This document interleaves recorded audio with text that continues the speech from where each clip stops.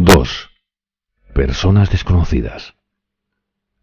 Aquel lunes, el 16 de noviembre de 1959, en los altos trigales de la Kansas Occidental, hizo otra magnífica jornada de la temporada del faisán, un maravilloso día de cielo claro y luminoso como la mica. En el pasado y en esta clase de días, Andy Earhart solía disfrutar de largas tardes de caza en la finca River Valley, la casa de su buen amigo Herb Clutter, y a menudo le habían acompañado en esas expediciones deportivas otros 3 amigos de Herb: Dr. J. E. Dale, veterinario; Carl Myers, dueño de una finca lechera; y Everett Ogburn, comerciante. Como Earhart, superintendente del Centro Experimental Agrícola de la Universidad de Kansas, todos ellos eran prominentes ciudadanos de Garden City. Aquel día este cuarteto de compañeros de cacería estaban otra vez reunidos para recorrer el familiar trayecto, pero con un estado de ánimo que nada tenía de familiar y provistos de un equipo raro y poco deportivo: estropajos y cubos, cepillos de fregar y una cesta llena de bayetas y enérgicos detergentes. Vestían lo más viejo que tenían, porque, tomándolo como un deber, como conducta cristiana, aquellos hombres se habían ofrecido voluntariamente a limpiar algunas de las 14 habitaciones de la casa principal de River Valley, aquellas donde los 4 miembros de la familia Clutter habían sido asesinados, según declaraban sus certificados de defunción, por persona o personas desconocidas. Earhart y sus compañeros guardaban silencio en el coche. Uno de ellos, refiriéndose a aquel viaje, declaró tiempo después: «Te dejaba mudo lo increíble del caso, hacer el camino hacia allá arriba, donde siempre nos recibían con una bienvenida». En esta ocasión fueron recibidos por un agente de tráfico de la autopista. El agente, guardián de la barrera que las autoridades habían levantado a la entrada de la finca, les hizo seña de que se acercaran y continuaran adelante hasta cubrir media milla más por la avenida sombreada de olmos que llevaba a la casa de los Clutter. Alfred Stoecklin, el único empleado que realmente vivía en la propiedad, les esperaba para dejarles pasar. Fueron primero a la habitación de la caldera del sótano, donde había sido encontrado el señor Clutter en pijama tendido encima de una caja de colchón. Cuando terminaron allí, pasaron al cuarto de juegos donde Kenyon había sido asesinado de un disparo.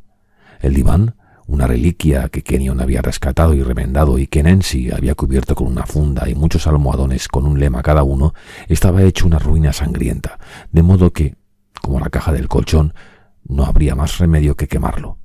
A medida que el equipo de limpieza avanzaba en su tarea desde el sótano a los dormitorios del segundo piso, donde Nancy y su madre habían sido asesinadas en su propio lecho, fueron aprovisionándose con más combustible para la inminente hoguera: ropas de cama empapadas en sangre, colchones, una alfombrilla, un oso de felpa. Alfred Stoecklin, que solía ser poco conversador, tenía en esta ocasión mucho que decir mientras les alcanzaba agua caliente y les ayudaba en la limpieza. «Solo quisiera yo que no anduviesen todos que si patatín, que si patatán, y que me dijeran cómo pasó y qué fue». Porque él y su mujer, que vivían a menos de 100 metros de la casa de los Clutter, no habían oído nada, ni el más mínimo eco de un disparo, de las violencias que se cometieron. «El sheriff y todos esos que han andado por ahí husmeando, digo, y con lo de las huellas, esos sí que saben lo que ha pasado, esos sí, que si entienden, digo, que no pudimos oír, por una cosa, por el viento del oeste que sopla todo para el otro lado, y endemás que entre esa casa y la nuestra está el granero grande, y que él chupó el alboroto antes de que llegara a la casa nuestra. ¿Y sabe usted lo que le digo? ¿Se da cuenta? Ese que lo hizo, que se sabía muy bien que haiga lo que haiga no íbamos a oír nada, sino que no se la juega, pegar 4 tíos a mitad la noche. Pues digo, que hubiera perdido la chaveta, digo, que sí, que claro, que la chaveta la tiene perdida de todos modos. Digo que para hacer lo que hizo, digo, porque a mí saben que a mí no, porque ese, el que lo hizo, se las tenía todas pensadas, se lo sabía todo de pe a pa, que sí se las sabía. Y hay algo ansina que yo me sé, que mi mujer y yo que va, que esta, digo, es la última noche que dormimos aquí, que lo puedo jurar, que nos vamos a la casa de la autovía, digo». Los hombres trabajaron desde mediodía hasta que anocheció. Cuando llegó el momento de quemar lo que habían recogido, lo apilaron en una camioneta y, con Stoecklin al volante, se internaron hacia el norte de la hacienda hasta llegar a un lugar llano y pleno de un color único: el amarillo resplandeciente y leonado del rastrojo del trigo en noviembre. Allí descargaron la camioneta e hicieron una pirámide con los almohadones de Nancy, las ropas de cama, los colchones, el diván del cuarto de juegos. Stoecklin le roció todo con petróleo y arrojó una cerilla encendida.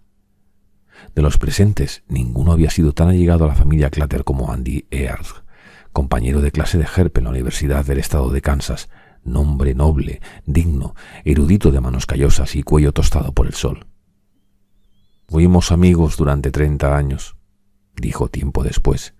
Earhart había visto cómo su amigo se convertía, desde el consejero agrícola mal pagado del condado, en uno de los más conocidos y respetados terratenientes de la región. Todo lo que Herb tenía lo había ganado con la ayuda de Dios. Era un hombre modesto pero orgulloso, y tenía derecho a estarlo. Había creado una hermosa familia, había hecho algo de su vida. Pero aquella vida, ¿qué había hecho de ella? ¿Cómo pudo suceder esto?, se preguntaba Earhart mientras veía arder la hoguera.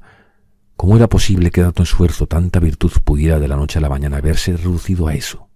Humo deshaciéndose al subir y fundirse en el enorme y aniquilante cielo. El Departamento de Investigaciones de Kansas, una amplia organización estatal con cuartel general en Topeka, contaba con una plantilla de 19 experimentados detectives diseminados por todo el estado, y el servicio de estos hombres estaba a disposición siempre de que un caso se viera fuera de la competencia de las autoridades locales.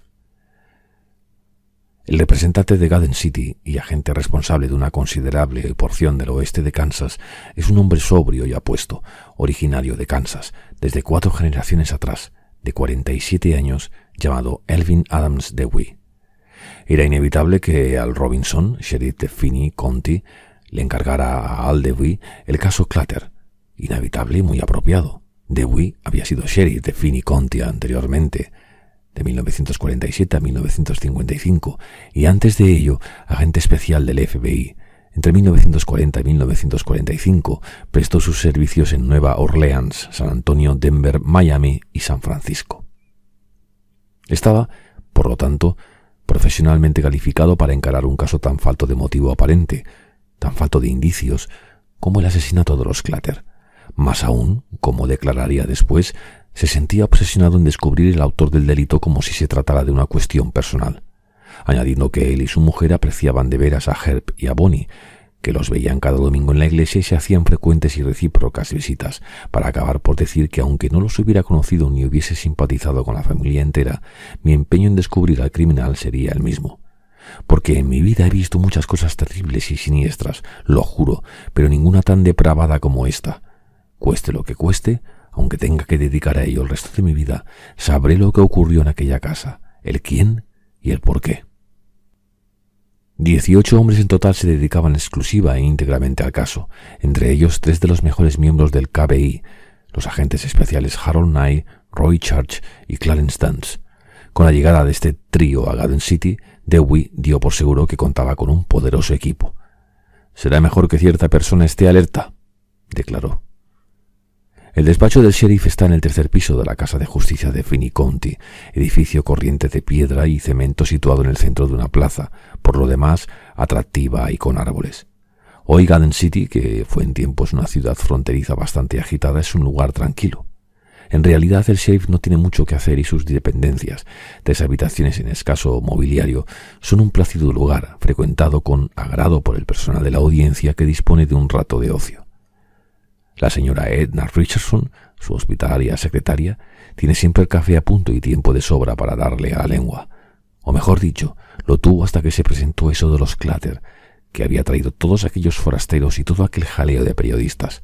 El caso, por entonces en los titulares de la primera plana de todos los diarios de Chicago a Denver, había atraído ciertamente a considerable número de gente del periodismo. El lunes a mediodía, Dewey tuvo una rueda de prensa en el despacho del sheriff. «Referiré los hechos y no hablaré de tonterías», informó a los periodistas reunidos. «De modo que el hecho más relevante y que no debemos olvidar es que no se trata de uno, sino de 4 asesinatos, y no sabemos cuál de los 4 era el objetivo principal, la víctima fundamental. Pudo ser Nancy o Kenyon o cualquiera de sus padres. Quizás algunos digan, bueno, debió de ser el señor Clatter, porque además le cortaron el cuello y fue al que mayormente maltrataron. Pero esto es una teoría, no un hecho. Nos ayudaría mucho saber en qué orden los miembros de la familia murieron, pero el forense no puede establecerlo, solo sabe que los asesinatos se cometieron entre las 11 de la noche del sábado y las 2 de la madrugada del domingo. Luego, Respondiendo a una pregunta, dijo que no, que ninguna de las dos mujeres había sufrido abuso sexual y que tampoco, por lo que se sabía hasta entonces, habían robado nada de la casa, y que lo que sí era en verdad una extraña coincidencia es que el señor Clutter se hubiera hecho un seguro de vida de $40,000 con doble indemnización prevista en caso de accidente o muerte violenta, precisamente 8 horas antes de que lo asesinaran. Aunque Dewey estaba más que seguro de que no existía relación alguna entre este hecho y el delito, ¿cómo podía haberla cuando las únicas beneficiarias eran las 2 hijas mayores de Clutter supervivientes, es decir, la esposa de Donald Jarchow y Beverly Clutter? Y sí, les dijo a los periodistas que sí tenían su opinión formada sobre si los asesinatos eran obra de un hombre o de 2, pero que preferían no exponerla. En realidad, por entonces, Dewey no estaba aún muy seguro sobre el particular. A su entender cabían 2 posibilidades, o como él las llamaba, hipótesis, y en la reconstrucción de los crímenes había enunciado las 2, hipótesis de un solo asesino e hipótesis de 2 asesinos. Según la primera, el criminal era un pretendido amigo de la familia, o por lo menos un hombre que poseía algo más que un conocimiento casual de la casa y sus habitantes, alguien que sabía que las puertas raramente se cerraban con llave, que el señor Clutter dormía solo en el dormitorio matrimonial de la planta baja, que la señora Clutter y los niños ocupaban dormitorios separados en el segundo piso.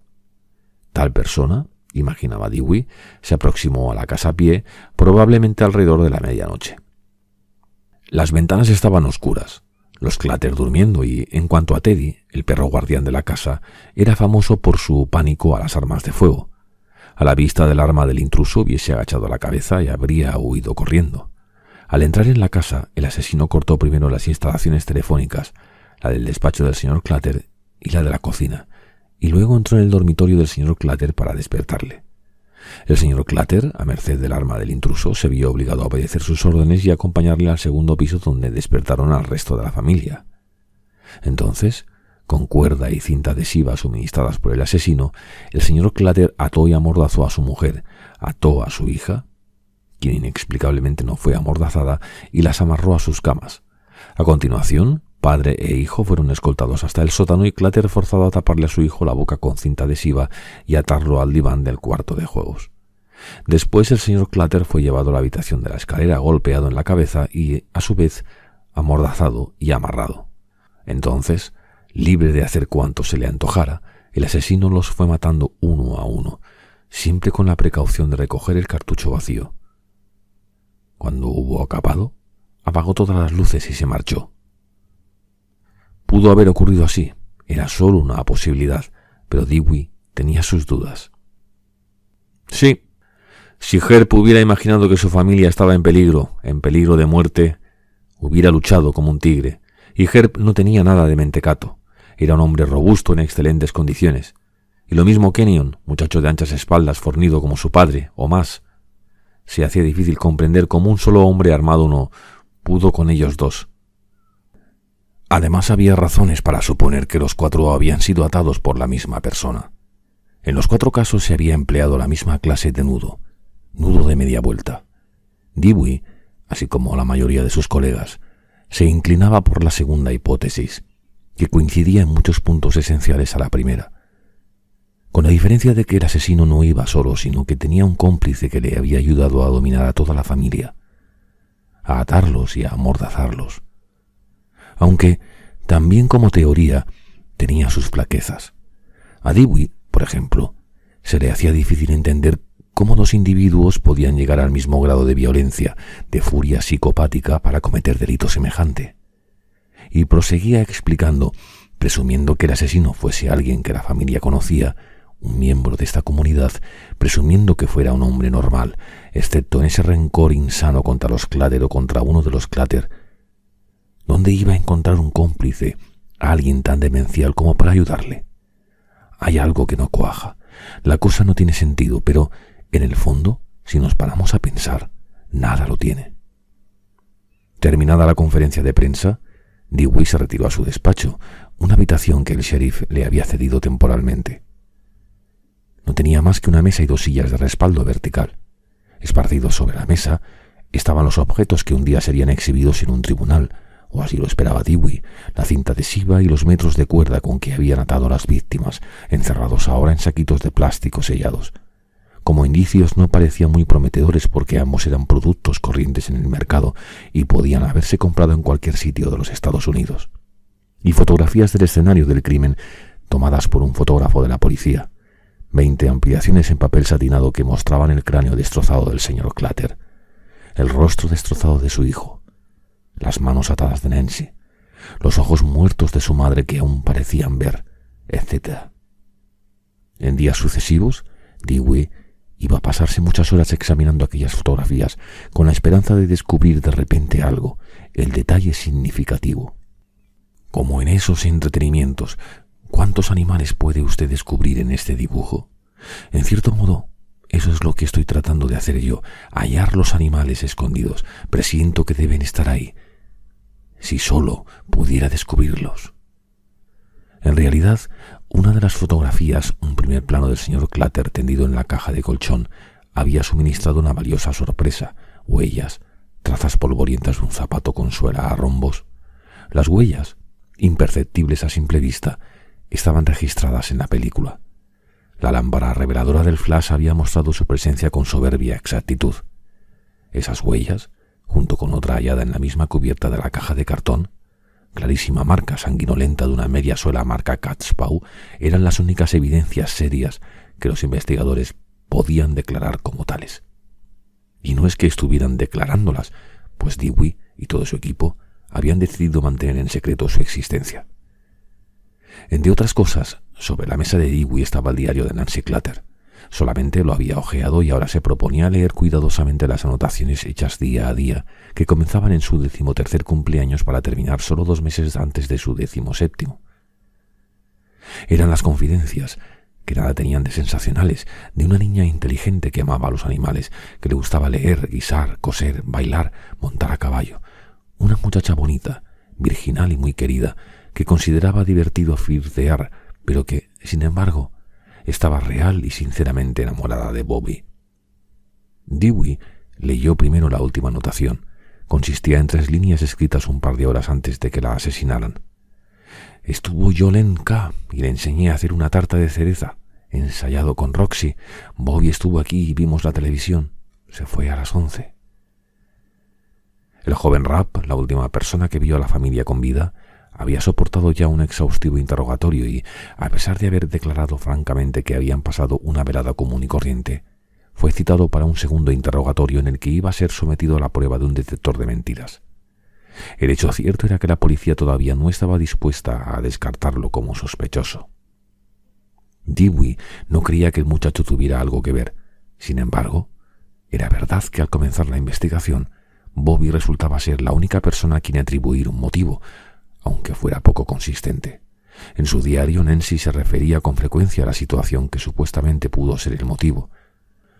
La insistencia de su padre en que Bobby y ella rompieran, dejaran de verse tanto.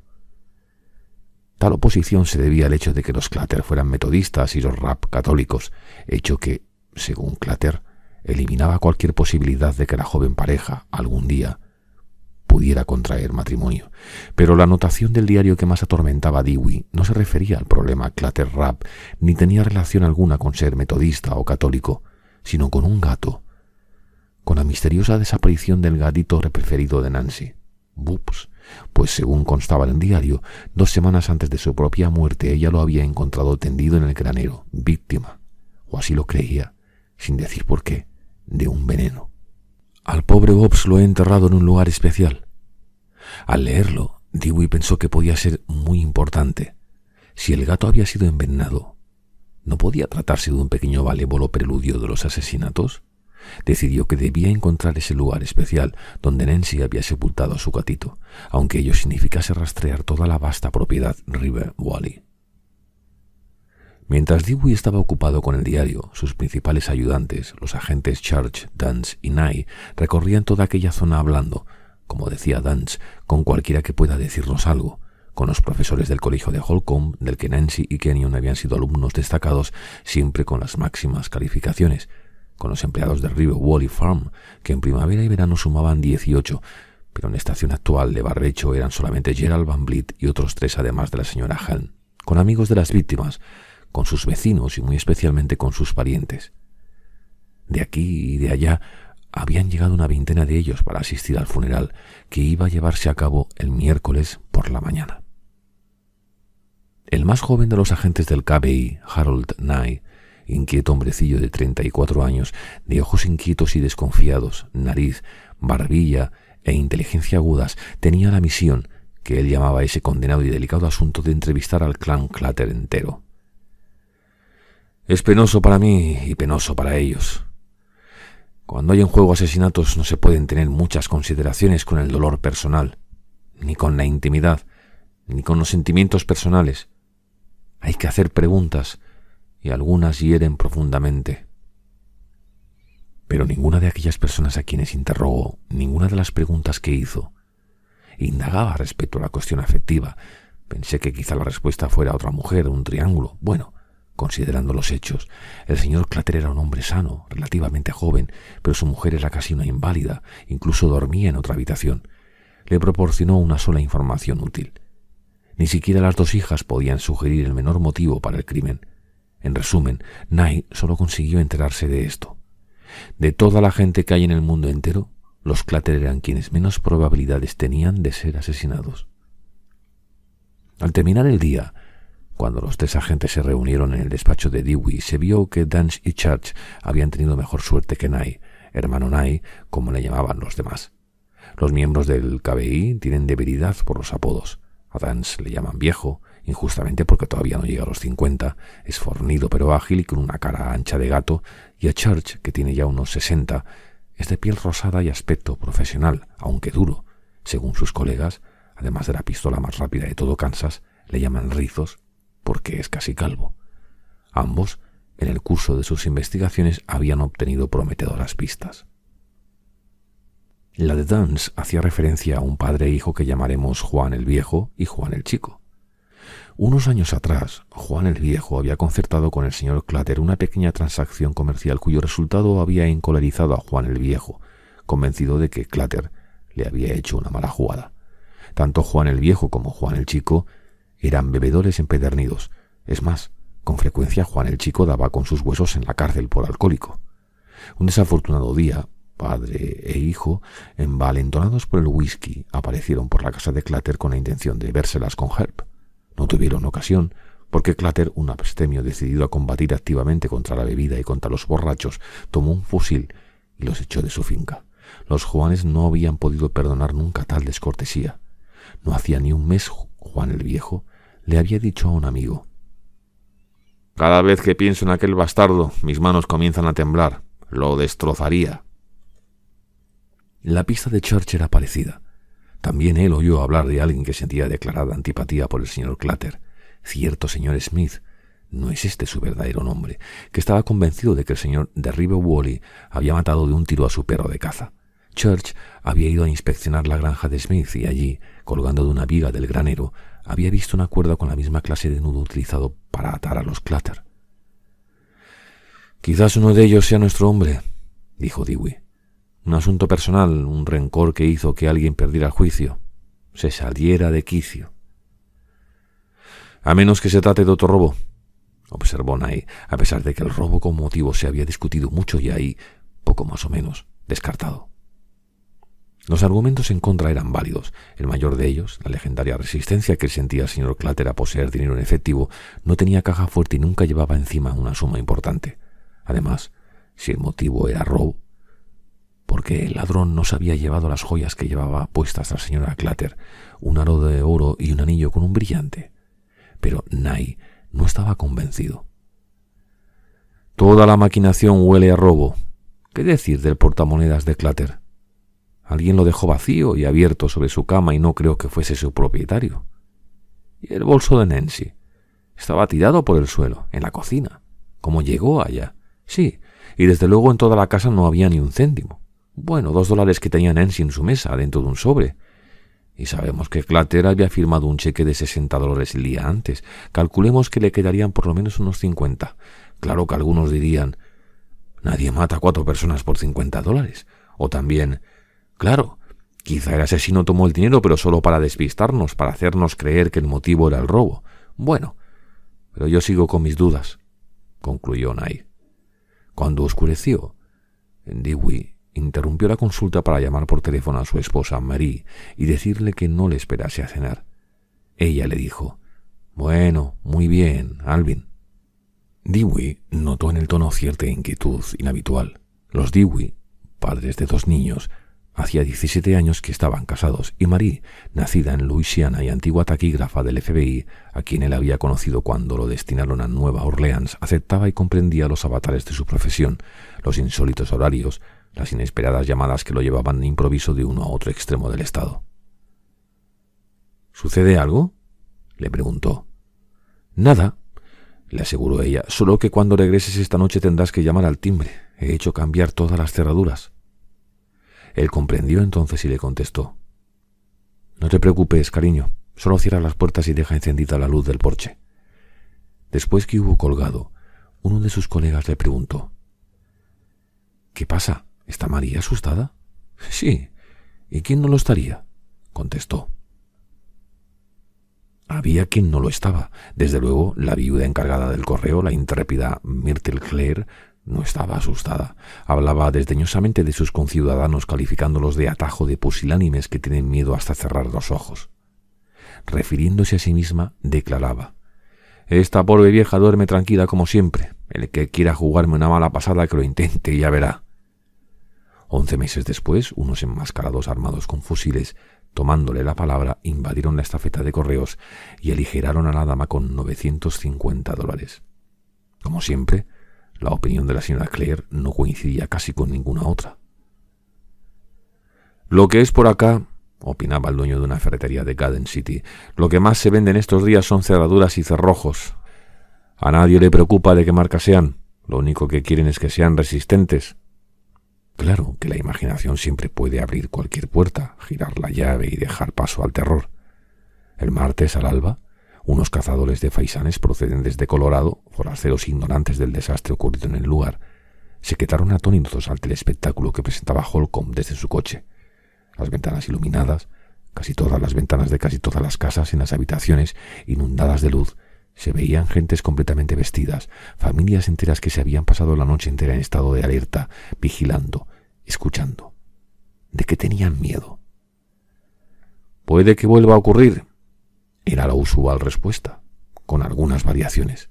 No obstante, una mujer, una maestra, observó: «La impresión que nos hubiese causado el crimen no hubiera sido tan tremenda si no se hubiese tratado justamente de los Clatter, de alguien menos admirado que ellos, menos próspero y seguro. Pero es que esa familia representaba todo cuanto la gente de por acá realmente valora y respeta. Y que una cosa así les haya podido suceder precisamente a ellos, bueno, es como si nos dijeran que no existiese Dios. Hace que la vida carezca de sentido. Creo que la gente se halla más que asustada, profundamente deprimida». Otra razón, la más simple, la más desagradable, era que aquella tranquila comunidad de buenos vecinos y amigos de toda la vida se vio de pronto enfrentada con la insólita experiencia de tener que desconfiar unos de otros. Razonablemente creían que el asesino era uno de ellos, y todos, hasta el último hombre, compartían la opinión de que Arthur Clatter, hermano del finado, adelantara a los periodistas reunidos en el vestíbulo de un hotel de Garden City el 17 de noviembre. «Apuesto que cuando se aclare esto comprobaremos que lo hizo alguien que no está ni a 10 millas de aquí». Aproximadamente a 600 kilómetros del este de donde se hallaba Arthur Clatter en ese momento, 2 jóvenes compartían un reservado en el Eagle Buffet, un restaurante de Kansas City. Uno de ellos, de cara alargada y con un gato azul tatuado en la mano derecha, había engullido varios emparedados de ensaladilla de pollo y ahora miraba codiciosamente lo que su compañero tenía delante: una hamburguesa intacta y un vaso de root beer en el que 3 aspirinas se iban disolviendo. «Chico, Perry», dijo Dick, «veo que no quieres esa hamburguesa, me la comeré yo». Perry empujó el plato al otro lado de la mesa. «Cristo, ¿es que no puedes dejar que me concentre?» «No necesitas leerlo 50 veces». Aludía a un artículo en primera plana del Star de Kansas City el 17 de noviembre, bajo el título de «Hay escasos indicios en el cuádruple asesinato». El anterior terminaba con un párrafo resumen: «Los investigadores se enfrentan con la búsqueda de un asesino o asesinos cuya astucia es evidente, si bien él o los motivos no lo son. Puesto que este asesino o asesinos cortaron cuidadosamente los cables de los 2 teléfonos de la casa, ataron y amordazaron a sus víctimas con gran habilidad, sin huellas de lucha con ninguna de ellas, no dejaron nada olvidado en la casa, ni elemento alguno que indique que anduvieran buscando algo, excepto el detalle del billetero. Asesinaron a 4 personas disparando sobre ellas en distintas habitaciones y recuperaron tranquilamente los cartuchos usados. Llegaron y se supone que abandonaron la casa con el arma criminal, sin ser vistos. Actuaron sin motivo, a no ser que se considere como tal un fracasado intento de robo, como los investigadores se inclinan a pensar. Puesto que este asesino o asesinos, dijo Perry leyendo en voz alta, no es correcto. Hay un error gramatical, debería decir. Puesto que este asesino o estos asesinos, y sorbiendo su root beer con aroma de aspirina, prosiguió. Bueno, de todos modos, no me lo creo. Ni tú tampoco. Confiésalo, Dick, honestamente. Tú no te crees todo eso de la falta de indicios, ¿verdad? El día anterior, tras leer prolijamente los periódicos, Perry había planteado la misma cuestión, y a Dick, creyendo que ya había contestado de una vez por todas. Mira, si esos cowboys pudieran establecer la mínima conexión, oiríamos resonar los cascos de sus caballos a 200 kilómetros. Le fastidió oírla nuevamente. Le aburría demasiado contestar, y se quedó callado, pero Perry insistió. Siempre me he guiado por mi intuición, pero eso estoy vivo todavía, ¿sabes? Willie J. decía que yo era un medium nato, y de esas cosas él entiende bastante, porque le interesa mucho.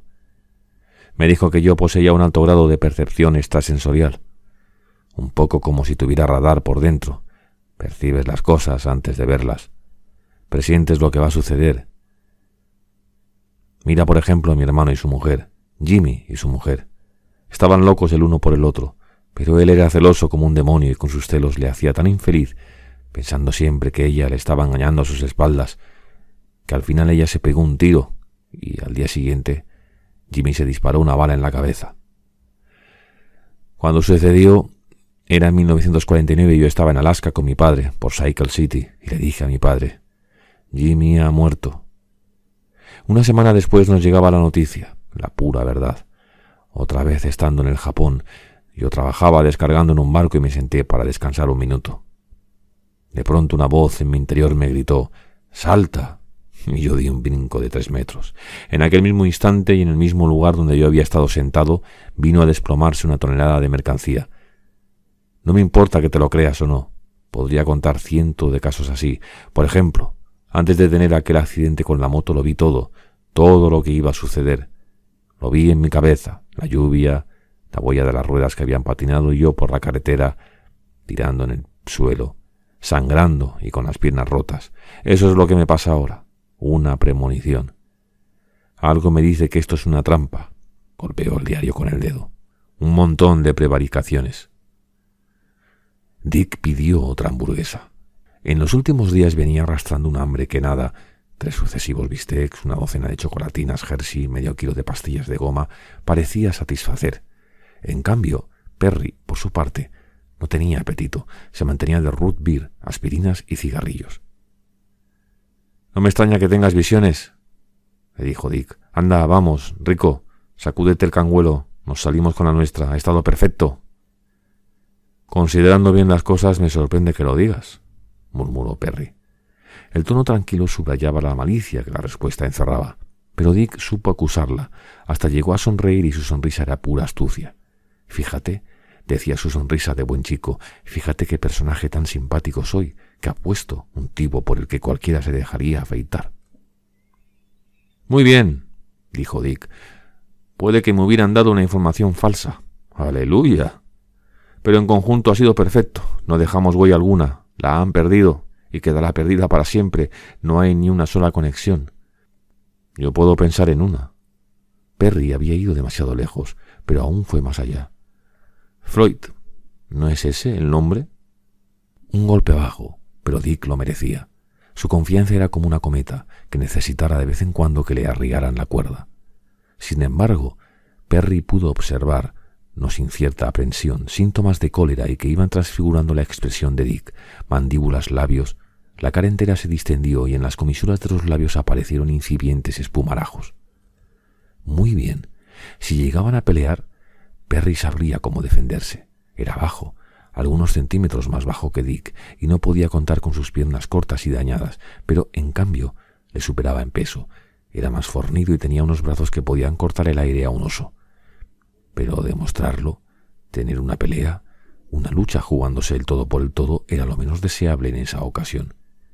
Le gustara Dick o no, y no es que ahora dejara de gustarle, si bien en otro momento le había gustado más o por lo menos respetado más, estaba claro que, por razones de seguridad, no les convenía separarse así sin más. Sobre este punto estaban de acuerdo los dos porque Dick había dicho: «Si nos han de coger, que nos cojan juntos. Así podremos respaldarnos. Cuando empiecen a intentar tirarnos de la lengua para hacernos confesar, eso del careo de si tú dijiste y si yo dije». Además, romper con Dick significaba renunciar a aquellos planes todavía atractivos para Perry que, a pesar de los recientes reveses, aún creía posible realizar a dúo, una vida de inmersiones submarinas a la caza de tesoros en las islas o al otro lado de la frontera del sur. «El señorito Wells», exclamó Dick empuñando el tenedor, «habría que verlo, y habría que verme a mí si volvía allá adentro. No tengo más que hacer que me metan por falsificar un cheque. Habría que ver lo que le pasaba». El tenedor cayó de punta sobre la mesa. «Hasta el corazón, ¿sabes?» «No creo que vaya a hacerlo», contestó Perry, queriendo hacer una concesión ahora que la cólera de Dick había pasado de su persona para centrarse en otra. «¿Se moriría de miedo antes de hacer algo así?» «Pues claro», asintió Dick. «Seguro que sí, se moriría de miedo». Una maravilla, realmente, la facilidad con que Dick podía cambiar de humor. En un instante, toda huella de crueldad y hostilidad se había evaporado. Añadió: «En cuanto a ese asunto de tus premoniciones, a ver si me aclaras algo. Si estabas tan totalmente seguro de que te ibas a dar el golpe con la moto, ¿por qué no la dejaste antes? Nada te hubiera pasado si no hubieras estado montado en ella, ¿no?» Era un enigma sobre el que Perry había hecho sus reflexiones y creía haber hallado su porqué, que era muy simple aunque también algo confuso. «No, porque cuando una cosa ha de ocurrir no se puede hacer más que esperar que no te ocurra, o que te ocurra cuanto antes. Depende. Porque mientras estás en esta vida, siempre tienes algo esperándote, y aunque lo sepas y sepas, además, que es algo malo, ¿qué le vas a hacer? No puedes dejar de vivir, como en mi sueño. Desde que era pequeño tengo el mismo sueño. Estoy en África, en la jungla. Voy caminando entre los árboles hacia un árbol que está aislado. ¡Jesús! Y qué mal huele. El árbol apesta tanto que casi me desvanezco, pero me da gusto verlo. Tiene las hojas azules y cuelgan de él montones de diamantes como naranjas. Y es esa la razón de que yo esté allí. Quiero coger una carretada de diamantes. Pero lo que yo sé es que en el preciso instante en que intente alargar la mano para cogerlos, una serpiente me caerá encima. Una serpiente que custodia el árbol. Esa gorda hija de puta vive allí en sus ramas. Lo sé de antemano, ¿sabes? Y por Cristo que no tengo idea de cómo puedo luchar contra una serpiente. Pero pienso, bueno, correré el riesgo. Lo que quiere decir que mi deseo de poseer los diamantes es mayor que mi miedo. Así que me acerco para coger uno, lo tengo en mi mano y en cuanto empiezo a tirar de él para arrancarlo, la serpiente se me echa encima. Empieza la lucha. Pero la serpiente es una viscosa hija de puta y yo no puedo zafarme. Se me enrosca, me estruja. Puedo oír cómo las piernas me crujen. Y entonces viene la parte en que solo de pensarlo me da sudores. Empieza a engullirme, ¿sabes? Empezando por los pies. Como si te tragaran las arenas movedizas. Perry se interrumpió. No podía dejar de advertir que Dick, ocupado en hurgarse las uñas con el diente del tenedor, no estaba nada interesado en su sueño. «¿Y entonces?», dijo Dick. «¿Te traga la serpiente o qué? ¿Qué más da? No tiene importancia». Claro que la tenía. El final era muy importante, lo que más íntimo placer le producía. Una vez se lo contó a su amigo Willie Jay, le explicó cómo era el pájaro enorme, aquella especie de papagayo amarillo. Claro que Willie Jay era distinto, era sensible, era un santo. Él le hubiera comprendido, pero Dick se hubiera reído. Y Perry no lo podía soportar, que nadie se riera de aquel papagayo que había volado por primera vez en sus sueños cuando solo tenía 7 años y no era más que un chiquillo mestizo, odiado y lleno de odio. Era un orfelinato de monjas, verdugos amortajados que le azotaban porque se meaba en la cama. Fue precisamente después de una de esas palizas, una que no podría nunca olvidar. Me despertó. Tenía una linterna y empezó a darme golpes con ella. Siguió pegándome y pegándome. La linterna se le rompió y siguió pegándome a oscuras. Cuando apareció el gran pájaro amarillo, llegó mientras dormía, un pájaro más alto que Cristo, amarillo como un girasol, un ángel guerrero que dejó ciegas a las monjas a picotazos, les comió los ojos y las mató mientras les rogaban que tuviera piedad, y entonces se lo llevó a él suavemente, estrechándolo en sus alas, al paraíso.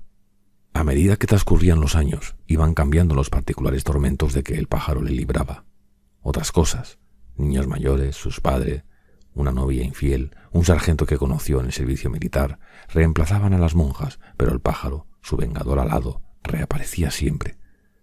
De modo que la serpiente, que custodiaba el árbol de los diamantes, no acababa nunca devorándolo y en cambio era ella la devorada. Y luego, la maravillosa ascensión a un paraíso que en una versión no era más que una sensación de poder, de superioridad inatacable, y en otra se transformaba en un lugar verdadero, como en una película. Quizá fuera efectivamente en una película donde lo vi, quizá solo lo recordara de verlo en una película, porque ¿en qué otro lugar pude haber visto un jardín así, con escalinatas de mármol y fuentes? Y allá lejos, abajo, yendo hasta el final del jardín, se ve el océano, fantástico, como allá por Carmel, en California. Y lo mejor de todo aún, bueno, pero es una mesa muy larga. No puedes imaginar la cantidad de comida que hay, ostras, pavos, salchichas, fruta como para hacer 1.000.000 de macedonias y, oye, todo a tu disposición. Quiero decir que no hay que tener miedo de tocarlo. Puedo comer tanto como quiera y no me cuesta un céntimo. Por eso sé dónde me encuentro. Dick murmuró. Yo soy una persona normal y yo solo sueño con pollos dorados. Y hablando de pollos, ¿conoces aquello de la pesadilla de la cabra? Así era Dick, siempre con un chiste verde a punto sobre cualquier tema. Pero sabía contarlos tan bien que Perry, a pesar de que en cierta medida era un mojigato, no pudo dejar de reírse como siempre. Hablando de su amistad con Nancy Clutter, Susan Kidwell dijo: «Éramos como hermanas, por lo menos así lo consideraba yo, como si fuera mi hermana. No podía ni asistir a clase, por lo menos aquellos primeros días. No volví a la escuela hasta después del funeral, y lo mismo hizo Bobby Rapp. Durante un tiempo, después de aquello, Bobby y yo estábamos juntos. Es un chico agradable, de gran corazón, pero hasta entonces nunca le había ocurrido nada muy terrible. Nada como perder a una persona querida. Y además, encima, tener que someterse al detector de mentiras. Y no digo que eso le amargara, no, ya que sabía muy bien que la policía no hacía más que cumplir con su deber. A mí ya me habían pasado algunas cosas muy duras, 2 o 3, pero a él no. Así que fue un verdadero golpe para él darse cuenta, de pronto, que la vida era algo más que un largo partido de básquet. Fue un buen golpe. Casi siempre nos íbamos a dar un paseo en su viejo Ford, autopista arriba, autopista abajo, hasta el aeropuerto y vuelta. O nos llegábamos al Creme, que es un drive-in, y nos quedábamos sentados en el coche tomando una Coca-Cola y escuchando la radio. La radio estaba siempre encendida. Nosotros no teníamos nada que decirnos. Muy de vez en cuando, Bobby me contaba cuánto había querido a Nancy y que ya no podría nunca jamás interesarse por otra chica. Bueno, yo pensaba que Nancy no lo hubiera querido así y se lo decía a él. Recuerdo, creo que fue el lunes, que bajamos con el coche hasta el río, aparcamos en el puente. Desde allí se ve la casa de los Clutter, y parte del campo, los frutales del señor Clutter y los trigales perdiéndose en la lejanía. Allá lejos, en uno de los campos, ardía una fogata. Estaban quemando cosas de la casa. Donde quiera que fuéramos, siempre había algo que nos lo recordaba. En las márgenes del río había hombres con redes y palos que andaban pescando, pero no pescando por pescar. Bobby dijo que buscaban las armas, el cuchillo, la escopeta. A Nancy le encantaba el río. Las noches de verano solíamos montarnos las dos a lomos de Babe, esa yegua gorda y gris de Nancy. ¿Sabe? Nos íbamos directamente al río y nos metíamos en él. Luego Babe se iba al bajío mientras nosotros tocábamos la flauta y cantábamos, hasta que nos entraba frío. Me gustaría saber qué ha sido de ella, de Babe. Una señora de Garden City se quedó con el perro de Kenyon, se quedó con Teddy, pero el animal se le escapó, se volvió otra vez a Holcomb. Ella vino y se lo volvió a llevar, y yo tengo el gato de Nancy, Evan Rude, pero Babe, imagino que la venderán. ¿No le hubiera parecido odioso a Nancy? Se hubiera puesto furiosa. Otro día, la víspera del funeral, Bobby y yo estuvimos sentados junto a la vía viendo pasar los trenes, realmente tonto, como ovejas en una ventisca. De pronto, Bobby se levantó y dijo: «Tenemos que ir a ver a Nancy. Tenemos que estar con ella». Fuimos en el coche hasta Garden City, a la casa de pompas fúnebres Phillips que está en la calle Mayor. Creo que el hermano pequeño de Bobby estaba con nosotros. Sí, seguro que estaba. Porque recuerdo que fuimos a buscarlo a la salida del colegio y recuerdo que él dijo que no iban a dar clases en ninguna escuela al día siguiente, así todos los niños de Holcomb podrían ir al funeral. Y estuvo diciéndonos lo que pensaban sus compañeros. Nos dijo que estaban convencidos que habían sido obra de un asesino a sueldo. Yo no quería oír ni una palabra de semejante cosa. No eran más que chismes y habladurías, dos cosas que Nancy detestaba. De todos modos, a mí poco me importa quién lo hiciera. De alguna manera me parece como si no tuviese nada que ver. Mi mejor amiga se ha ido. Saber quién la ha matado no va a traerla de vuelta. ¿Qué importa? No querían dejarnos entrar. En la casa de pompas fúnebres me refiero. Nos dijeron que nadie podía ver a la familia, excepto los parientes. Pero Bobby insistió y al final el director de la funeraria conocía a Bobby y supongo que le daría lástima. Nos dijo que estaba bien, que entráramos, pero advirtiéndonos que no se lo dijésemos a nadie. Ahora yo preferiría que no nos hubiesen dejado entrar. Los 4 ataúdes que ocupaban casi por completo el saloncito lleno de flores iban a estar cerrados durante el funeral. Cosa muy comprensible, porque a pesar de los cuidados tomados para mejorar la apariencia de las víctimas, el efecto que producían era inquietante. Nancy llevaba puesto su vestido de terciopelo cereza, su hermano una camisa escocesa de tonos vivos. Sus padres estaban vestidos de modo más sobrio, el señor Clatter con un traje de franela azul marino y su esposa con un vestido de crepé azul marino también. Y eso era lo que daba a la escena un aire atroz. La cabeza de cada uno estaba completamente envuelta en algodón, como un abultado capullo que hacía el doble de un globo normalmente inflado, y el algodón, como lo habían rociado con una sustancia brillante, relucía como la nieve de los árboles de Navidad.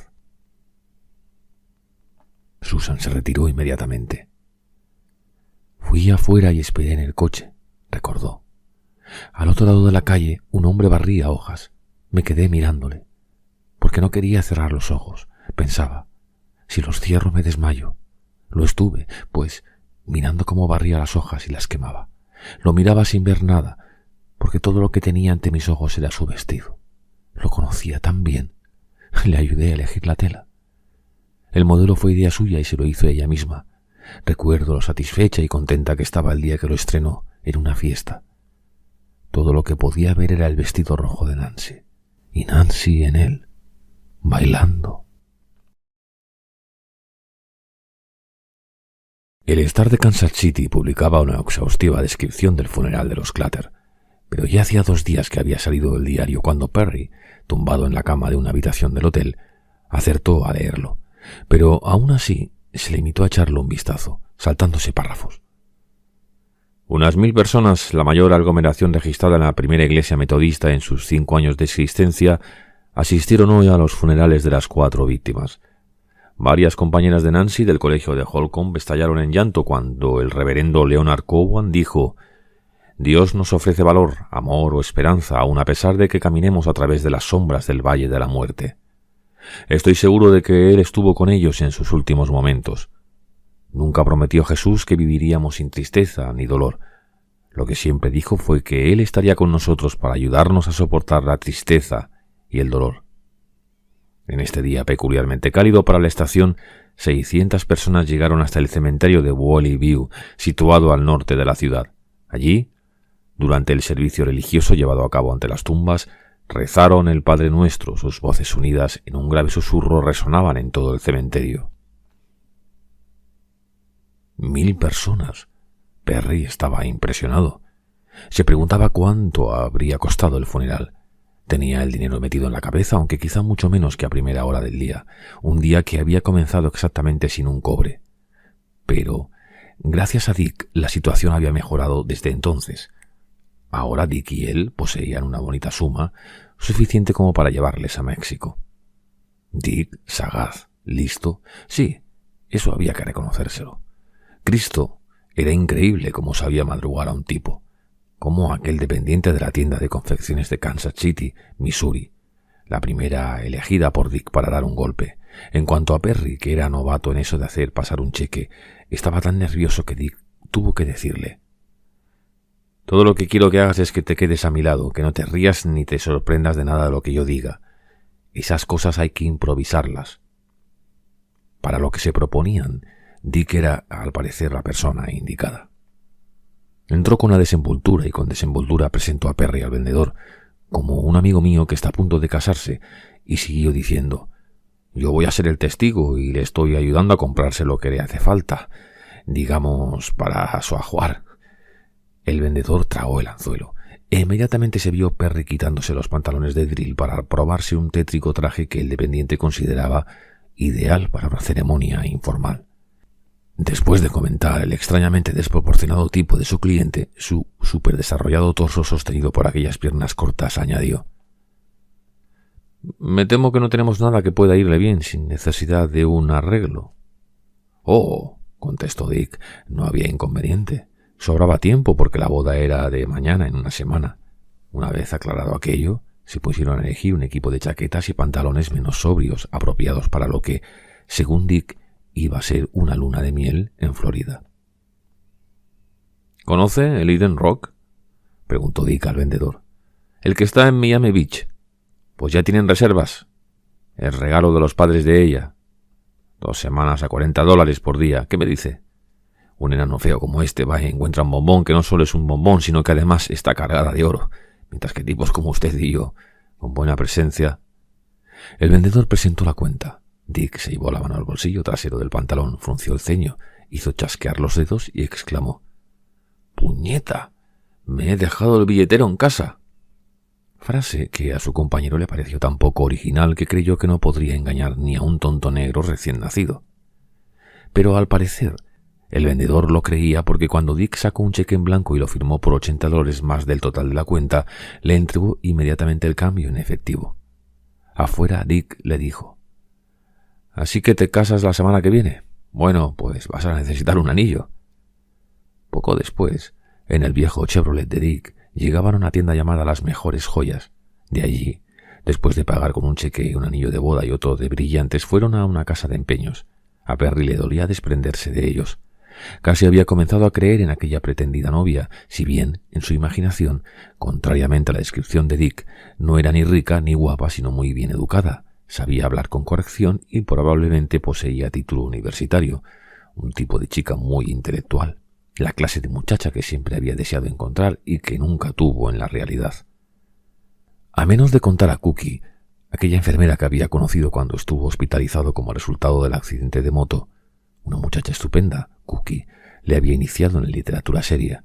Lo que el viento se llevó, This is my beloved, tuvieron lugar algunos episodios sexuales extraños, furtivos. Se llegó a hablar de amor y hasta de matrimonio, pero luego, ya repuesto de sus lesiones, le dijo adiós y, a modo de explicación, le dio un poema que pretendía haber escrito. «Hay una raza de hombres inadaptados, una raza que no puede detenerse. Hombres que destrozan el corazón a quien se les acerca y vagan por el mundo a su antojo. Recorren los campos y remontan los ríos, escalan las cimas más altas de las montañas. Llevan en sí la maldición de la sangre gitana y no saben cómo descansar. Si siguieran siempre en el mismo camino llegarían muy lejos. Son fuertes, valientes y sinceros, pero siempre se cansan de las cosas que ya están y quieren lo extraño, lo nuevo, siempre».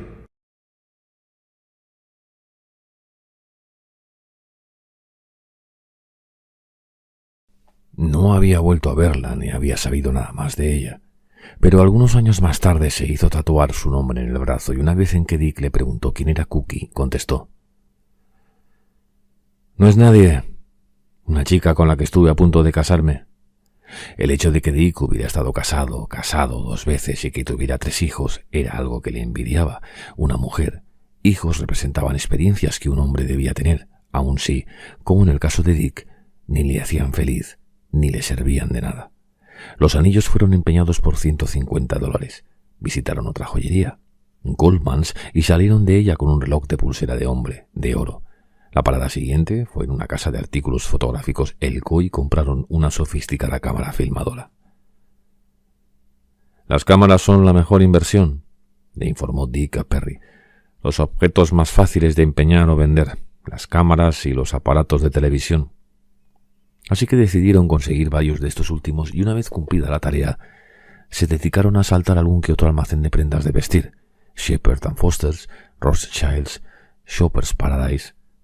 Al anochecer, cuando las tiendas cerraban, tenían los bolsillos repletos de dinero en efectivo y el coche cargado de mercancía vendible o empeñable. Contemplando toda aquella cosecha de camisas y encendedores, caros aparatos y gemelos, Perry se sentía agrandado. Ahora México, una nueva oportunidad, una vida que realmente valiera la pena. Pero Dick parecía deprimido. Se desentendió de los elogios que le prodigaba Perry.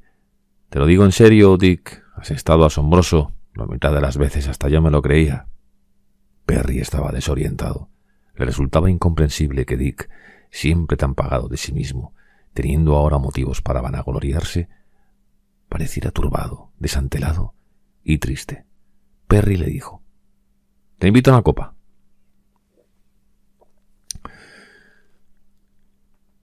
Se pararon en un bar. Dick bebió 3 Orange Blossom. Después del tercero, preguntó bruscamente: «¿Y mi padre qué? Pienso que... Jesús, es un hombre tan bueno. Y mi madre, bueno, ya la viste. ¿Y ellos qué? Yo estaré lejos en México, o donde sea. Pero ellos estarán aquí cuando los cheques empiecen a rebotar. Ya sé cómo es mi padre. Querrá pagarlos, como intento hacerlo ya otras veces. Repito, como intentó hacerlo ya otras veces, pero no podrá, está viejo y enfermo y no tiene nada». «Te comprendo en eso», dijo Perry sinceramente. Sin ser bondadoso, era un sentimental y el afecto que tenía Dick por sus padres, su declarada solicitud para con ellos, era algo que le conmovía de veras. «Pero, puñeta, Dick, es muy sencillo», siguió diciendo Perry. «Nosotros pagaremos los cheques en cuanto estemos en México. En cuanto hayamos empezado con lo nuestro, haremos dinero, mucho dinero». «¿Cómo? ¿Cómo? ¿Qué querría decir Dick?» Aquella pregunta dejó aturdido a Perry. Habían estado los dos discutiendo tantas y tan variadas aventuras, la búsqueda de oro, inmersiones para rescatar tesoros hundidos en el mar, y esos no eran más que 2 de los proyectos que Perry había propuesto con más entusiasmo. Había otros más, el del barco, por ejemplo. Habían hablado a menudo de un barco de pesca de altura que comprarían, tripularían ellos mismos y alquilarían a los turistas. Ello, desde luego, a pesar de que ninguno de los dos hubiera jamás guiado una canoa ni pescado un albur. Se podía hacer fácilmente dinero, también, pasando coches robados por las fronteras sudamericanas. Te pagan $500 por viaje.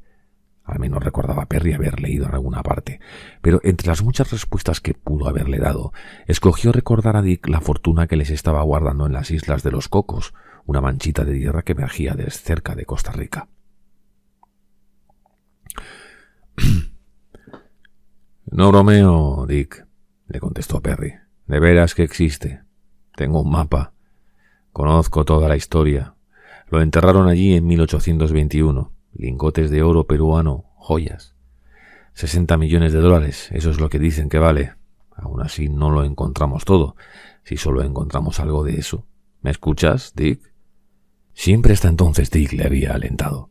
Siempre había prestado atención a sus relatos de mapas, sus historias sobre tesoros, pero ahora, nunca le había pasado por la cabeza hasta ahora, empezaba a preguntarse si Dick no había estado fingiendo, simplemente tomándole el pelo.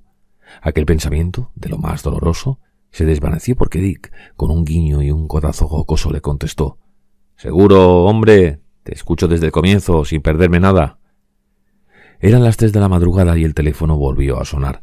No es que la hora importara demasiado, ya que de todos modos Al Dewey estaba despierto y también Mary y los niños, Paul de 9 años y Alvin Adams Dewey, hijo de 12. Porque ¿quién podría dormir en una casa, una modesta casita de una planta, si el teléfono estaba sonando cada pocos minutos durante toda la noche? Mientras se levantaba de la cama, Al Dewey le prometió a su esposa: «Esta vez lo dejaré descolgado». Pero era una promesa que no podía mantener. Desde luego, Muchas de las llamadas las hacían periodistas cazadores de noticias o bromistas o teorizantes. ¿Al? Oiga, yo lo veo así. Se trata de suicidio y asesinato. Se da el caso de que yo sé que Herb andaba financieramente quebrado. Su situación era ciertamente apurada. ¿Y qué es lo que hace? Suscribe esa fabulosa póliza de seguro, les pega un tiro a Bonnie y a los niños y luego se mata él mismo con una bomba. Una granada llena de perdigones. O personas anónimas con veneno en la lengua. ¿Conoces a los L? ¿Qué son extranjeros? ¿Qué no trabajan? ¿Y dan fiestas? ¿Y cócteles? ¿De dónde sacan el dinero? No me extrañaría nada que fueran de ellos la clave del asunto Clutter. O nerviosas damas inquietas por alguna habladuría, por algo que habían oído decir, por algún rumor sin pies ni cabeza. Alvin, escucha, te conozco desde que eras niño y quiero que me digas francamente si es cierto. Yo quería y respetaba al señor Clutter y me niego a creer que ese hombre, un hombre cristiano, me niego a creer que anduviese tras las mujeres. Pero la mayoría de personas que llamaban eran ciudadanos responsables que deseaban ser útiles. Quisiera saber si ha interrogado usted a la amiga de Nancy, a Sue Kidwell. Estuve hablando con la niña y me ha dicho algo que me ha llamado mucho la atención, que la última vez que habló con Nancy le dijo que el señor Clutter estaba de muy mal humor, desde hacía 3 semanas, que pensaba que estaba profundamente preocupado por algo, tan preocupado que incluso había empezado a fumar cigarrillos. O bien se trataba de personas oficialmente interesadas en el caso, gentes de leyes y detectives de otras partes del estado. Quizá tengo algo que ver o quizá no, pero aquí uno que tiene un bar dice que oyó cómo 2 tipos discutían el caso en tales términos que le pareció que tenían no poco que ver con el mismo. Y si bien ninguna de esas llamadas había conseguido hasta entonces otra cosa que darles trabajo extra a los detectives, siempre cabía la posibilidad de que la próxima fuera distinta y que, como Dewey decía, fuera el cabo del ovillo. Al contestar a la llamada aquella, inmediatamente Dewey oyó: «Quiero hacer una confesión». «¿Con quién hablo, por favor?», preguntó. «¿El que llamaba?». Un hombre repitió su primera frase y añadió: «Yo lo hice, yo los maté a todos». Ya, dijo Dewey. «Ahora si me pudiera usted dar su nombre y dirección». «Oh, eso no», contestó el hombre con alterada voz de borracho. «No le diré nada. No hasta que me entregue la recompensa. Usted me envía la recompensa y yo le digo quién soy. O eso, o nada». Dewey se volvió a la cama. «No, cariño, nada importante. Otro borracho». «¿Y qué quería?». «Hacer una confesión, siempre que le enviara primero la recompensa». Un periódico de Kansas, el News de Hutchinson, había ofrecido $1000 a cualquier información que llevara a esclarecer el crimen. «Alvin, ¿estás encendiendo otro cigarrillo? ¿En serio, Alvin? ¿No puedes ni siquiera intentar dormir?». Demasiada tensión para dormir, aunque el teléfono no sonara más. Se sentía demasiado insatisfecho y fracasado.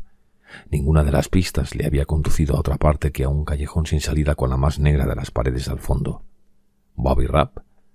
El detector de mentiras había eliminado a Bobby, y el señor Smith, el agricultor que hacía nudos idénticos a los del asesino, también había sido eliminado de la lista de sospechosos después de demostrar que la noche del asesinato estaba allá en Oklahoma. Así solo quedaban los Juanes, padre e hijo, pero también ellos tenían coartadas comprobables. De modo que, como Harold Knight decía, el resultado es un bonito y redondo número 0. Incluso la búsqueda de la tumba del gato de Nancy había dado resultado negativo. No obstante, se habían descubierto 2 detalles significativos. Primero, clasificando los trajes de Nancy, la señora Elaine Selsor, tía suya, había encontrado en la punta de un zapato un reloj de pulsera de oro. Segundo, la señora Helm, acompañada de un agente del KBI, había examinado las habitaciones de River Wally una por una. Había dado la vuelta a la casa entera con la esperanza de encontrar algo fuera de sitio, algo que faltara, y por fin lo encontró. En la habitación de Kenyon. La señora Helm miró y volvió a mirar por todas partes. Dio una y otra vez la vuelta de la habitación con los labios apretados, tocando esto y aquello. El viejo guante de béisbol de Kenyon, las botas de trabajo de Kenyon sucias de barro, sus patéticas gafas abandonadas. Y durante todo el rato la mujer no dejaba de decir: «Hay algo que no encaja. Lo siento, lo sé, pero no veo lo que es». hasta que lo supo. ¡La radio! ¿Dónde está la pequeña radio de Kenyon? Los dos descubrimientos juntos obligaron a Dewey a considerar nuevamente la posibilidad de que el motivo fuera un simple robo. Es verdad que el reloj de Nancy no habría caído en el fondo de su zapato accidentalmente. Ella debió, tendida en la cama en la oscuridad, oír ruidos, pasos, quizá voces, que le hicieron pensar que había ladrones por la casa y creyéndolo así, debió de apresurarse a esconder su reloj, regalo de su padre, que ella consideraba un tesoro. En cuanto a la radio portátil gris, marca Zenith, sin duda alguna había desaparecido.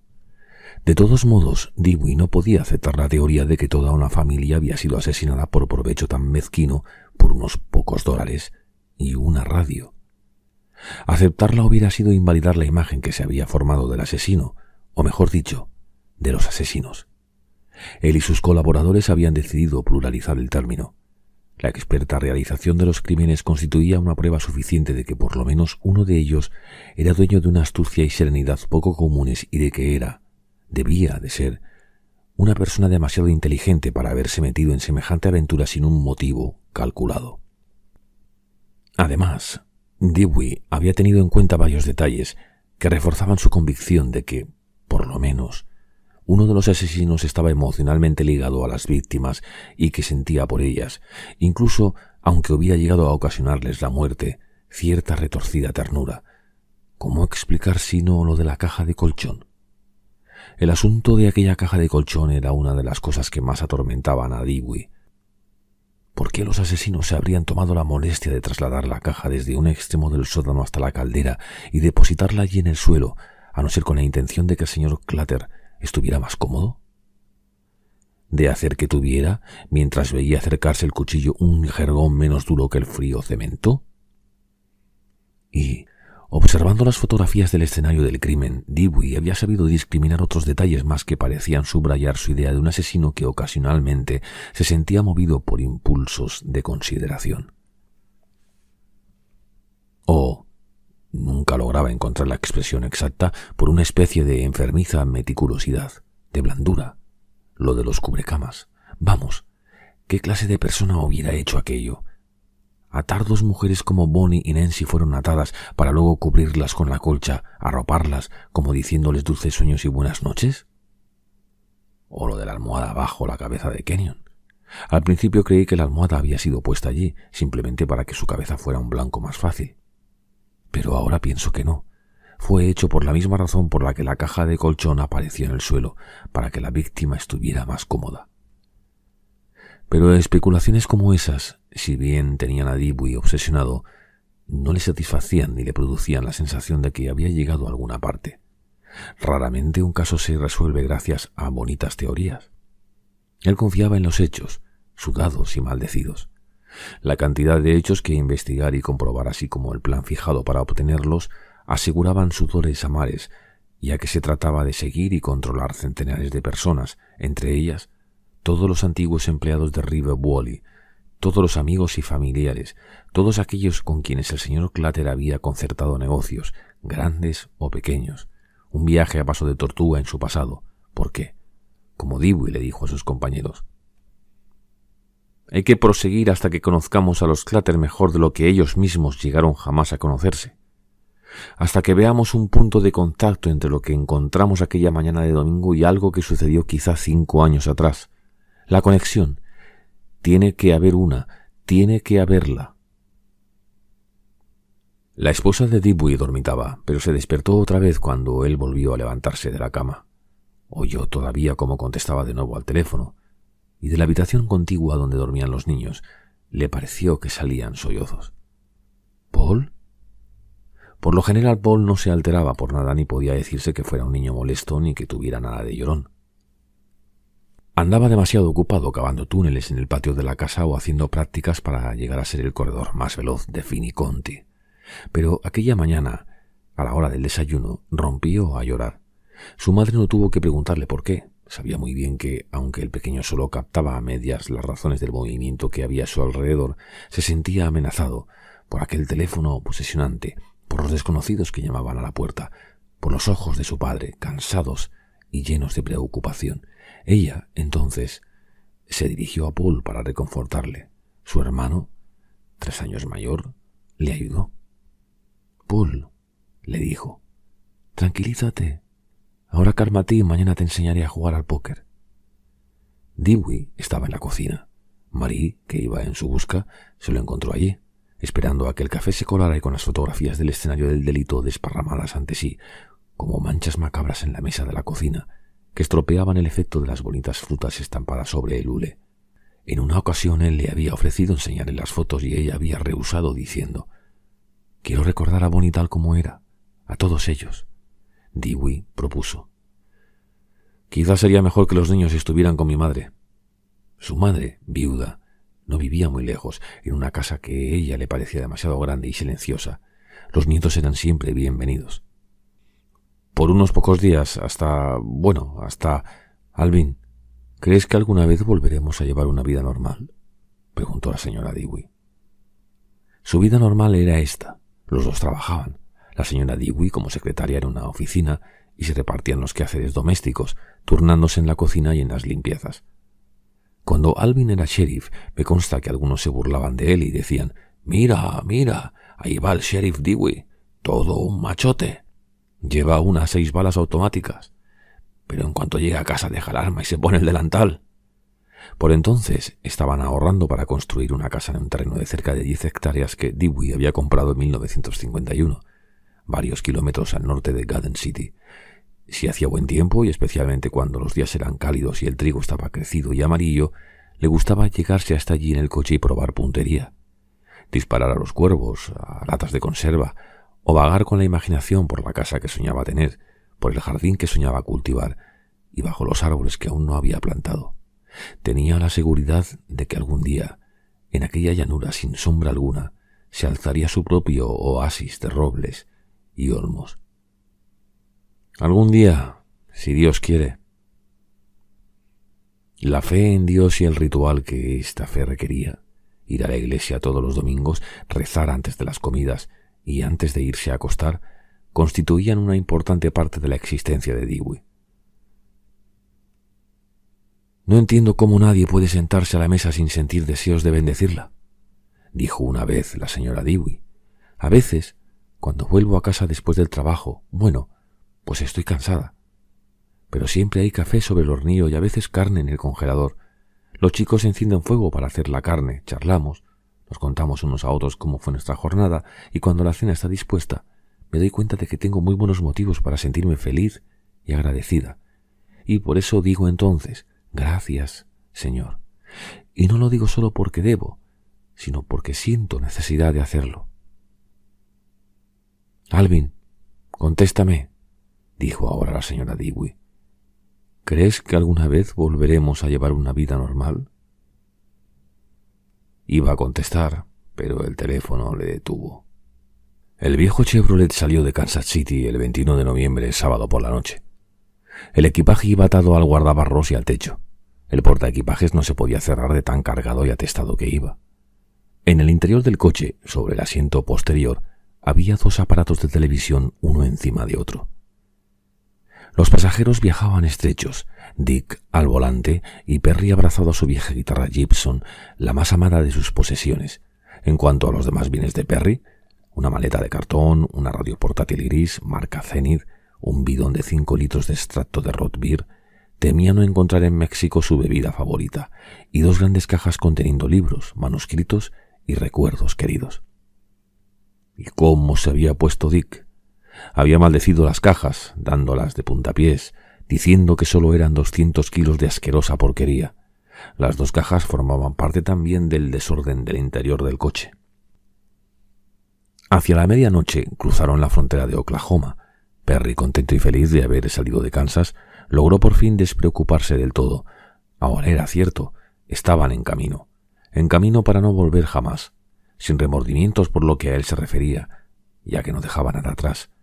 Nadie que se preguntara con profundo interés qué viento se lo habría llevado. No podía decirse lo mismo de Dick, porque quedaban todos aquellos que él pretendía querer: 3 hijos, una madre, un padre, un hermano, personas a quienes no se había atrevido a confiar sus planes, ni a decir adiós, a pesar de que no esperaba volver a verlos, por lo menos en esta vida. Enlace Clatter English celebrado el sábado. Este titular, aparecido en la página de notas de sociedad del Telegram de Garden City del 23 de noviembre, sorprendió a muchos lectores. Al parecer, Beverly, la segunda de las dos hijas del señor Clatter, se había casado con el señor Ver Edward English, el joven estudiante de biología con el que hacía tiempo estaba prometida. La señorita Clatter había lucido vestido blanco y la ceremonia se había celebrado con toda pompa.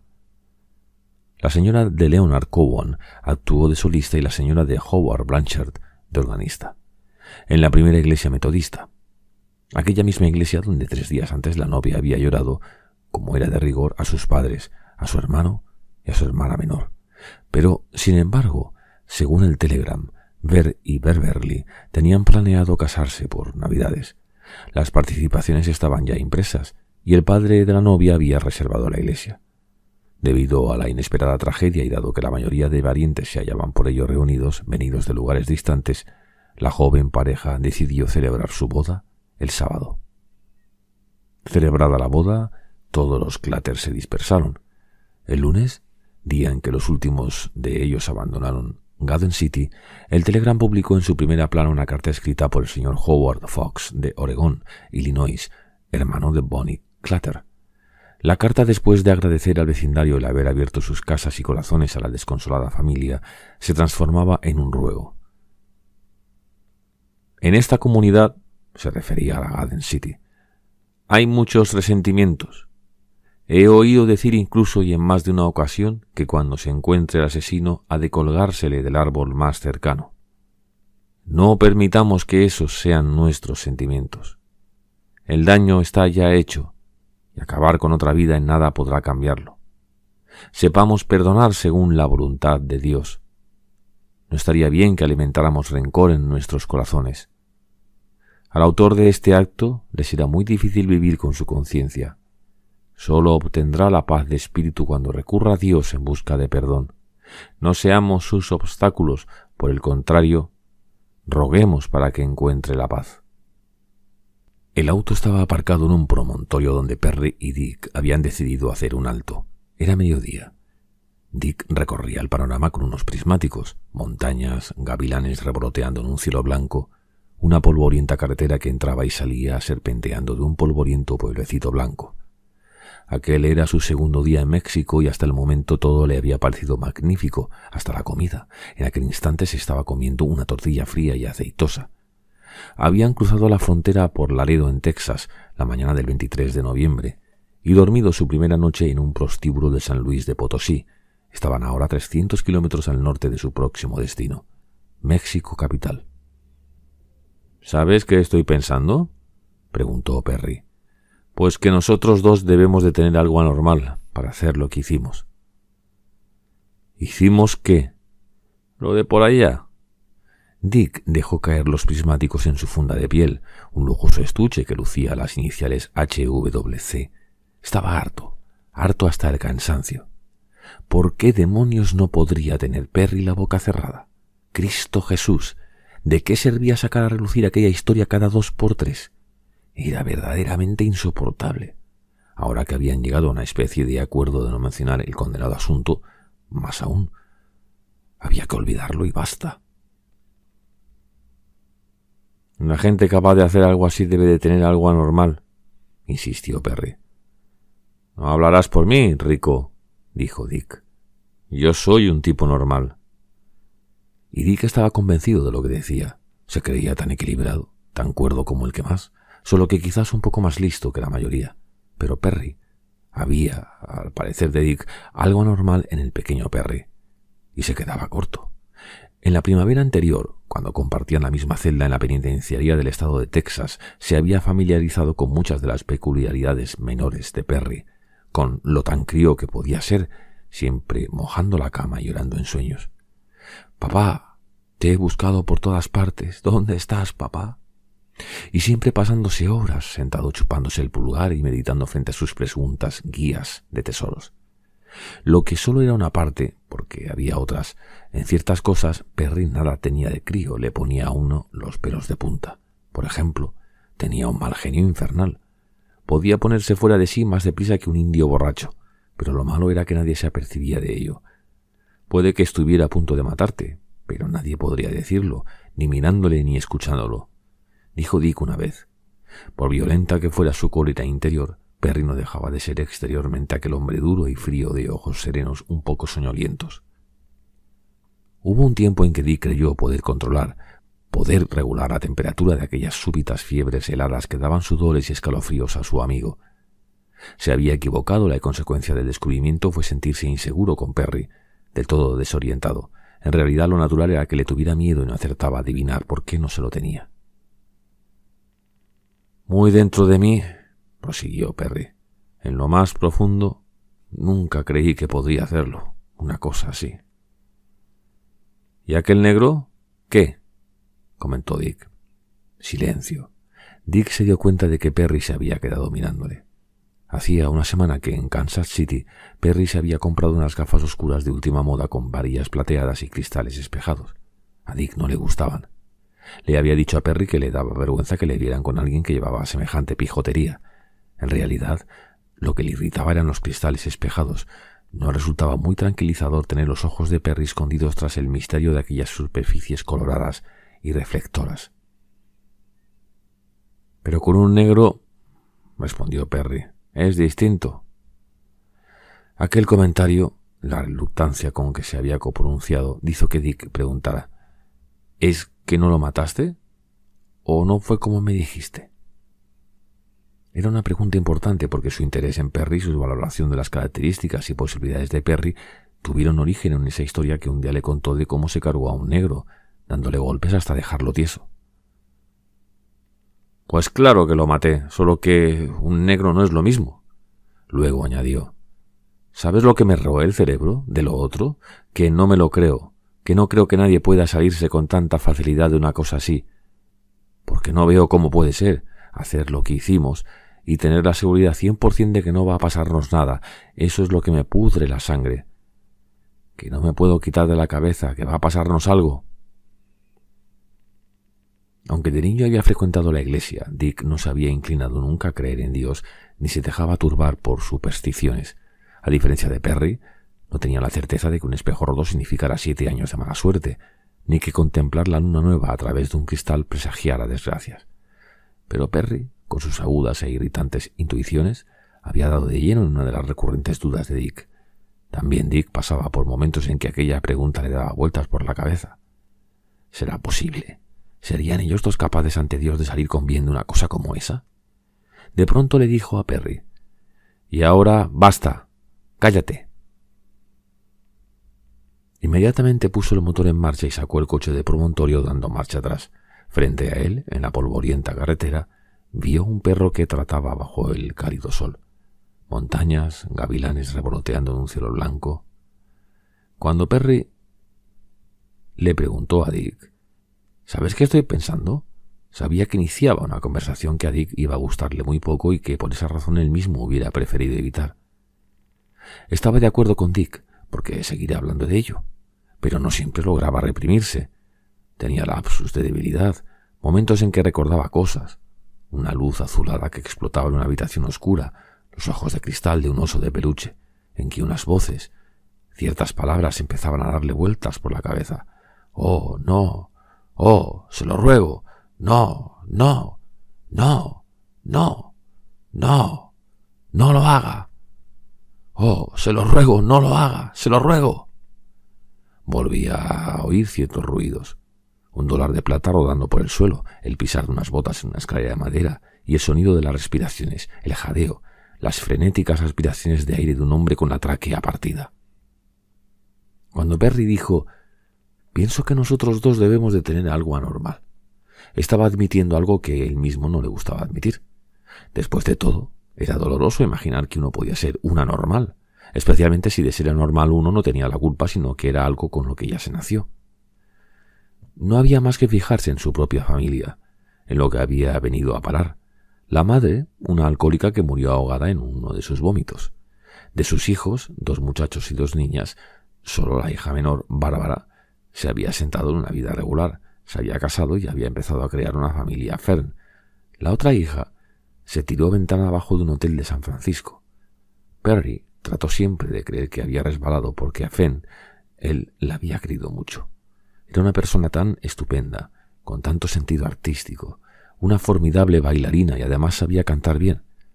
Solo que hubiera tenido una pizca de suerte en el físico suyo y todo lo demás, hubiera podido hacer carrera, llegar a ser alguien. Era triste pensar que se había subido a la cornisa de una ventana para arrojarse desde un 15º piso. Y luego Jimmy, el hijo mayor Jimmy, que al fin había impulsado a su mujer al suicidio para el día siguiente suicidarse también él. Después oyó como Dick decía: «No hablarás por mí, Rico, yo soy un tipo normal». ¿No sería aquella respuesta un sarcasmo? Pero no importaba, mejor pasarlo por alto. Muy dentro de mí, había proseguido Perry, en lo más profundo, nunca creí que podría llegar a hacerlo, una cosa así. E inmediatamente cayó en cuenta de su error. Dick iba naturalmente a contestarle con una pregunta. ¿Y aquel negro qué? Cuando le contó a Dick aquel cuento fue porque ansiaba la amistad de Dick. Ansiaba que Dick le respetara, que le considerara tan duro, tan masculino, como él a su vez consideraba a Dick. Y fue así como un día, comentando un artículo que ambos habían leído en el Reader's Digest, titulado «¿Qué tal detective es usted?», cuando tenga que esperar en el dentista o en una estación de ferrocarril, trate de estudiar los signos reveladores de la gente que le rodee. Observe cómo anda, por ejemplo. Andar con las piernas rígidas puede revelar una personalidad igualmente rígida, inflexible. Andar bamboleándose, falta de decisión. Perry había dicho: «Yo he sido siempre un formidable detective para apreciar el carácter de las personas. Si no fuera así, hoy estaría ya muerto. Lo mismo que si no pudiera distinguir de quién puedo fiarme. Nunca se puede estar totalmente seguro. Pero he llegado a la conclusión de que de ti puedo fiarme, Dick. Y lo verás porque ahora mismo me voy a poner en tus manos. Te voy a decir algo que nunca conté a nadie, ni siquiera a Willie J. Que una vez me cargué a un tío». Y entonces Perry vio a medida que proseguía que el interés de Dick crecía y que realmente le escuchaba. «Fue hace un par de veranos, allí en Las Vegas. Yo vivía en aquella vieja pensión, que había sido en otros tiempos un burdel de lujo, pero del lujo no quedaba nada. Era una casa que debieron derribar hace 10 años. De todos modos, ya se estaba cayendo a pedazos por sí sola.